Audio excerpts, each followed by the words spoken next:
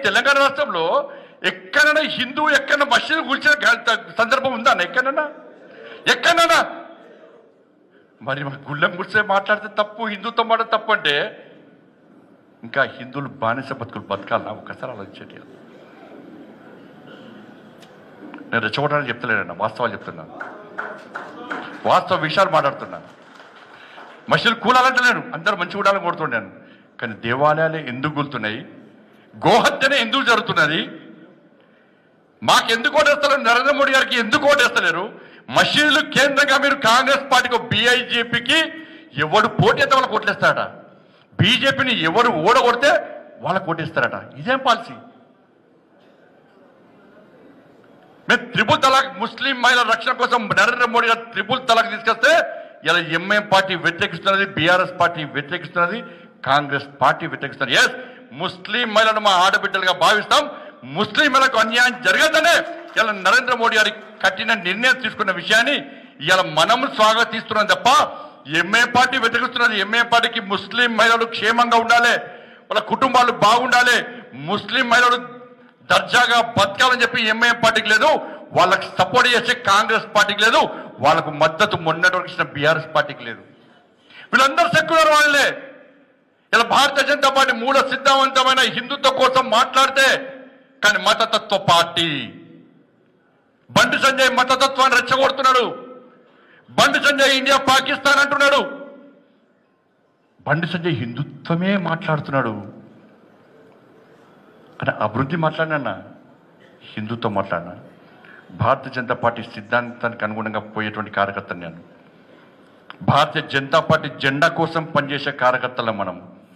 కాసేపు జెండాను ఈ తెలంగాణ గడ్డ మీద ఎగిరేసే వరకు కష్టపడి పనిచేసే కార్యకర్తలం మనం. కసితో పనిచేసే కార్యకర్తలం, సంకల్పం తీసుకొని పట్టుదలతో పనిచేసే కార్యకర్తలం. అందుకే ఈ కరీంనగర్లో 2,25,000 మెజార్టీతోని ఈ హిందూ సమాజం నన్ను గెలిపించింది. కాబట్టి మీరందరూ గడపకు తిరిగి హిందుత్వం యొక్క దమ్మేందో చూపెట్టారు. కాబట్టి ఇవాళ బండి సంజయ్ హిందూ ధర్మం కోసం పనిచేస్తాడు. ఇవాళ అగ్రరాజ్యాల్లో 10వ స్థానంగా చేర్చని చెప్పి ఆ మహానుభావుడు నరేంద్ర మోడీ గారు 18 గంటల వయసైందన్నా, ఎప్పుడన్నా నరేంద్ర మోడీ గారి ముఖం లోపల అలసట కనబడ్డదా? ఎప్పుడన్నా జ్వరం వచ్చిందా? ఇవాళ మనం 1 గంట పాదయాత్ర చేయమంటే నడుము నొస్తుందన్నా, కాలు నొస్తుందన్నా, బీపీ అన్నా, షుగర్ అన్నా చెప్పమా? ఇవాళ అటువంటి మహానుభావుడు రోజు 18 గంటలు పనిచేస్తాడు. అమెరికా పోతాడు, రాత్రి వస్తాడు, పొద్దున 8 గంటలకి ఏమైనా కార్యక్రమంలో పాల్గొంటాడు. తిరిగని దేశం లేదు, పోని రాష్ట్రం లేదు, నిధులు ఇయ్యని ప్రాంతం లేదు, పేద ప్రజలు ఆదుకోలేని ఏ గ్రామం కూడా లేదు. అటువంటి మహానుభావుడు మనకు స్ఫూర్తి. ఇలా కఠిన నిర్ణయాలు తీసుకునే అమిత్ షా మనకు ఆదర్శం. అమిత్ షా గారు మనకు ఆదర్శం అన్న.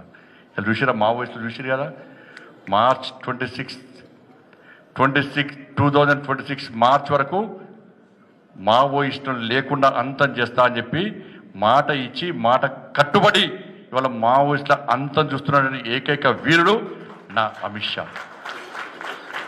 ఎంతమంది కార్యకర్తలు, ఈ హుజాబాద్ ఎంతమంది కార్యకర్తలు, జమ్మిగూడ ఎంతమంది కార్యకర్తలన్నా, సిరిసిల్ల కరీంనగర్ జిల్లాలో కరీంనగర్ జిల్లాలో ఎంతమంది భారతీయ జనతా పార్టీ కార్యకర్తలు, విద్యార్థి పరిషత్ కార్యకర్తలు, సంఘ స్వయం సేవకులు ఎంతమంది బలైపోయిన నక్సల చేతిలో. సమ్మిరెడ్డిని మర్చిపోతామా? రవీంద్రనాథ్ మర్చిపోతామా? రామన్న గోపాలం మర్చిపోతామా? జితేందర్ రెడ్డి మర్చిపోతామా? మౌస్తాన్ గౌడ్ మర్చిపోతామా? ఇట్లా ఎంతమంది అని చెప్పుకుంటూ పోతే కరీంనగర్ జిల్లాలో, ఈ తెలంగాణ రాష్ట్రంలో ఉమ్మడి ఆంధ్రప్రదేశ్లో ఎంతమంది భారతీయ జనతా పార్టీ కార్యకర్తలు బలి తీసుకున్నారన్న వాళ్ళు. ఇలా ఏ భారతీయ జనతా పార్టీ కార్యకర్త ఇన్ఫార్మర్ కాదు. మా సిద్ధాంతం వల్ల బ్యాలెట్ నమ్ముకొని దేశంలో అధికారం రావాలి, ఈ దేశ ప్రజలకు సంక్షేమ ఫలాలు అందించాలి, ఒక శక్తివంతమైన భారతదేశ నిర్మాణం జరగాలి, తల్లి భారత మాతను విశ్వగురు స్థానంలో నిలపాలని చెప్పి ఏకైక సంకల్పంతో ఇలా భారతీయ జనతా పార్టీ ఉమ్మడి ఆంధ్రప్రదేశ్లో కానీ తెలంగాణ రాష్ట్రంలో కానీ అధికారంలోకి రావాలనుకున్నది బ్యాలెట్ నమ్ముకున్నాం. కాబట్టి ఈ రోజు దేశంలో ముచ్చటగా 3వసారి అధికారంలోకి వచ్చినాం. వాళ్ళు బుల్లెట్ నమ్ముకున్నారు కాబట్టి ఇవాళ తెరమరుగైపోయి మావోయిస్టులు లేకుండా పోయినట్టే. బ్యాలెట్ గొప్పదా, బుల్లెట్ గొప్పదా? బ్యాలెట్ నమ్ముకున్న మనము రాజ్యాన్ని వెళ్తున్నామా, బుల్లెట్ నమ్ముకొని వాళ్ళు అంతరించిపోయిన విషయాన్ని ఒక్కసారి గుర్తుంచుకోవాలి. మొదటి చెప్పేది కూడా మనం అదే. బుల్లెట్ ద్వారా ఏం సాధించలేదు, బ్యాలెట్ ద్వారా మాత్రమే మేము సాధించినాం. ఒకప్పుడు భారతీయ జనతా పార్టీ అరే 2 సీట్లు రా వీళ్ళు 2 సీట్లు కానీ బీజేపీ అధికారంలోకి వస్తా అని చెప్పి బాగా విర్రవీగుతున్నారని చెప్పి హేళన చేశారు మనల్ని. 2 సీట్లు గుజరాత్ లో 1 సీటు, ఈ ఆంధ్రప్రదేశ్ లో జంగారెడ్డి గారు 2 సీట్లు హేళన చేశారు. 2 సీట్లు వీళ్ళు అధికారంలోకి వస్తారా అని హేళన చేసినటువంటి పార్టీలు వాళ్ళ 2 సీట్ల నుంచి ముచ్చటగా 3వసారి దేశంలో నరేంద్ర మోడీ గారి నాయకత్వంలో అధికారంలోకి వచ్చిన పార్టీ భారతీయ జనతా పార్టీ. తుపాకీని నమ్ముకున్న మీరు, బుల్లెట్ను నమ్ముకున్న మీరు ఏ మర్యాద ఎన్నిసార్లు అధికారంలోకి వచ్చారు? కాబట్టి అందుకే ఆలోచించండి. వాళ్ళు అభివృద్ధికి నిధులు ఇచ్చేది మనం, రేపు అభివృద్ధి చేసేది మనం. ఈ తెలంగాణ రాష్ట్రంలో గ్రామ పంచాయతీ ఎన్నికల్లో మీరు వాస్తవాలు గ్రహించండి. ప్రతి పోలింగ్ బూత్ లెవెల్లో గతంలో బీఆర్ఎస్ చేసినటువంటి మోసాలు, కాంగ్రెస్ పార్టీ ప్రస్తుతం చేస్తున్నటువంటి మోసాలను ప్రతి పోలింగ్ బూత్కు వెళ్ళి వివరించండి. కరీంనగర్ పార్లమెంట్లో నిధులు తెచ్చేది మేము గెలిపించినా, మీరు ఓటేసి గెలిపించినా మా బండి సంజయ్ అభివృద్ధి చేస్తారని ప్రతి గర్వ చెప్పండి. నరేంద్ర మోడీ గారి నిధులతోనే ఈ కరీంనగర్లో ఇంతో అభివృద్ధి జరుగుతుంది. కరీంనగర్ పార్లమెంట్లో గ్రామానికి నిధులు మా ద్వారా వస్తాయి. బీఆర్ఎస్ పార్టీకి ఓటేస్తే 1 పైసా రాదు, కాంగ్రెస్ పార్టీకి ఓటేస్తే 1 పైసా 2 సంవత్సరాలు ఇయ్యలే, భవిష్యత్తులో ఇయ్యది అనే విషయాన్ని ఒక్కసారి అందరు స్పష్టం చేయండి. నెక్స్ట్ ఈ కాంగ్రెస్ పార్టీ ఇచ్చిన వాగ్దానాలను అమలు చేసే వరకు కూడా మెడలు వంచి యుద్ధం చేసే పార్టీ భారతీయ జనతా పార్టీ. అటువంటి కార్యకర్తలు మేము. మమ్మల్ని నమ్మండి, మమ్మల్ని విశ్వసించండి. బీఆర్ఎస్ పార్టీ మెడలు వంచింది మేము, మీకు అన్ని విషయాలు తెలుసు. ఇలా కాంగ్రెస్ పార్టీ మెడలు వంచేది కూడా మేమే. మేము కేసులకు భయపట్టోళ్ళం కాదు, జైళ్ళకు భయపట్టోళ్ళం కాదు, రౌడీ షీట్లకు భయపట్టోళ్ళం కాదు. మా మీద కేసులున్నాయి, లాఠీ దెబ్బలు తిన్న శరీరాలమై. బీఆర్ఎస్ పార్టీ కొట్ట లాఠీ దెబ్బలు లైఫ్లో ఎప్పుడు మర్చిపోం. బీఆర్ఎస్ పార్టీ జైళ్ళకు పంపిన విషయాన్ని ఎప్పుడు మర్చిపోం మేము. ఇలా బీఆర్ఎస్ పార్టీ పెట్టిన కేసులను ఎప్పుడు మర్చిపోం. ఇలా కాంగ్రెస్ పార్టీ మెడలు వంచే అవకాశం మాకు ఇయ్యని చెప్పి ఇలా ప్రతి పోలింగ్ బూత్ వారిగా మీరు గడపకు వెళ్ళండి.